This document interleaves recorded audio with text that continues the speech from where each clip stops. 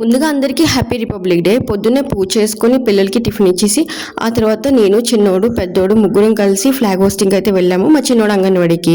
పిల్లలందరూ చక్కగా ఫోటోలకి ఫోజ్ చేస్తున్నారు కానీ మా చిన్నోడు మాత్రం జలగలా నాకే పట్టుకొని కూర్చున్నాడు. రోజు మా పెద్దోడు రానేసాడు కాబట్టి చాక్లెట్స్ అయితే తీసుకోలేదు.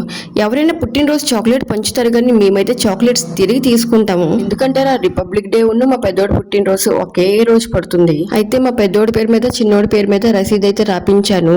అది మొక్కుబడులు చెల్లించడానికి. ఎలానో మా పెద్దోడి బర్త్డే కాబట్టి మా పిల్లలిద్దరి పేరు మీద నక్షత్రం పూజ అయితే జరిపించాను. అది మొక్కుబడి చెల్లించినట్టు కూడా అవుతుందని. అయితే ఆ పాత్రలు అయితే నింపించాలన్నమాట. అయితే మా పెద్దోడికి అయితే భద్రకాళి గుడిలో చేయించాను, మా చిన్నోడికి అయితే శివాలయంలో అయితే జరిపించాను. అలా వేయడం అంటే ఆ పాత్ర నిండా ధాన్యం మనం దేవుడికి సమర్పించినట్టు అనమాట. ధాన్యం దేవుడికి పూజ చేసి మన నెత్తిని చల్లుతారు. ఈసారి బర్త్డేకి నా కంట్రిబ్యూషన్ అంత ఏంటి లేదు. మా పెద్దోడు మా చిన్నోడు మా ఆయన ముగ్గురు కలిసి డెకరేషన్ అయితే చేసుకున్నారు.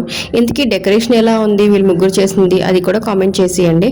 అలాగే కేరళ రిలేటెడ్ మంచి మంచి వీడియోస్ నా ఛానల్లో ఉంటాయి, మీరు తప్పకుండా చూడండి. అలాగే చిన్న లైక్ ఇచ్చి సబ్స్క్రైబ్ చేసుకోండి అబ్బా.